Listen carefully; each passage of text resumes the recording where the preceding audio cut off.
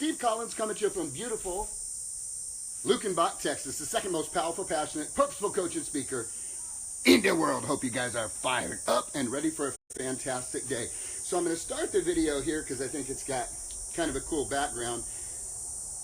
Why high achievers and overachievers tend to have a very hard time slowing down and really taking a chill moment. It's not complicated, and I'll just give you a little hint on what the issue is, why people are really scared. You know, a lot of overachievers spend an incredible, inordinate amount of time grinding on their craft.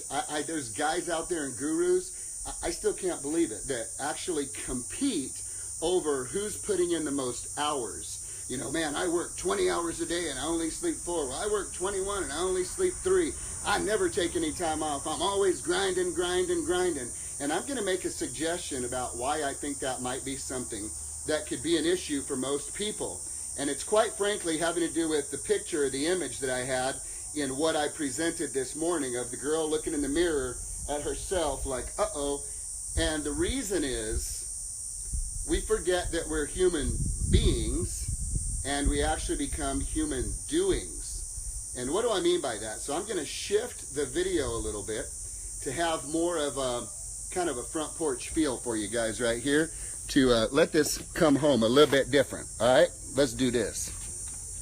I am literally sitting in a rocking chair on the front porch here. So ladies and gentlemen, let's have a little conversation about this. A human being versus a human doing.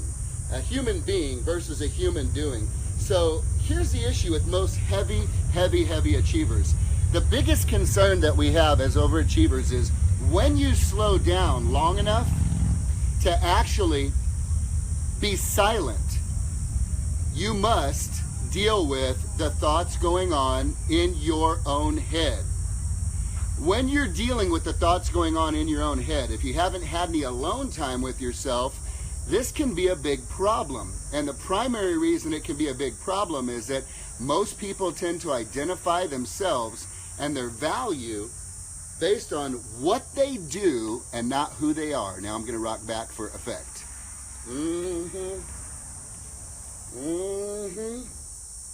Let that sink in. Most people tend to value themselves based on what they do and not on who they are as a person. This is especially challenging for men.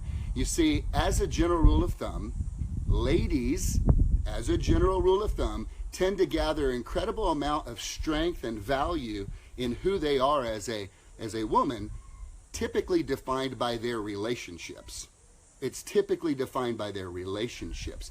Men, on the other hand, tend to gather their value based on what they do and not their relationships.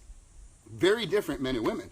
So the challenge that we find here is, have you ever seen a gathering of ladies get together where the ladies walk up to each other, size each other up and say, hey, so what do you do?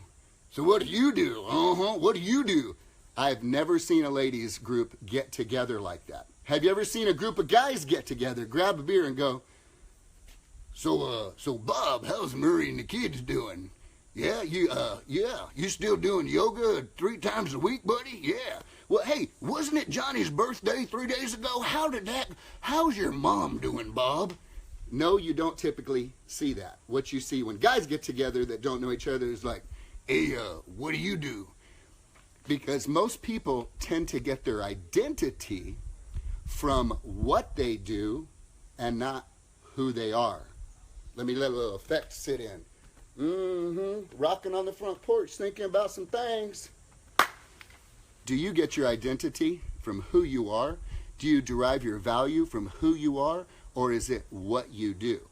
If your value is largely connected to what you do rather than who you are, what you will find is that being quiet and being alone can be very uncomfortable.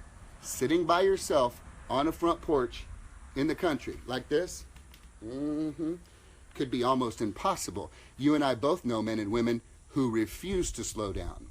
And the reason they refuse to slow down is when you're in that still, small, quiet space of aloneness, you must address your thought life. You must address what you're thinking and what you're feeling. And let me mention this. Most people do not have self-talk that is powerful. Most people do not have self-talk that is motivating internally in terms of a default. Most people tend to be critical.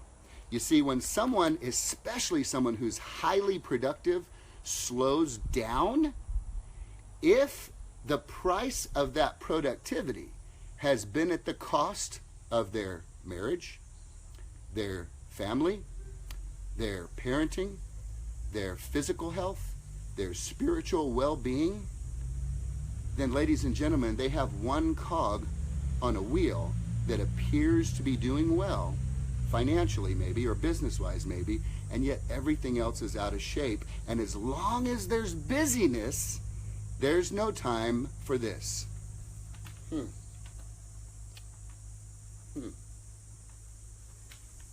Because you see, when you slow down and you get alone, you've got to come to grips with who you are and not what you do. So my challenge to you this weekend and today, friends, is where does your value come from?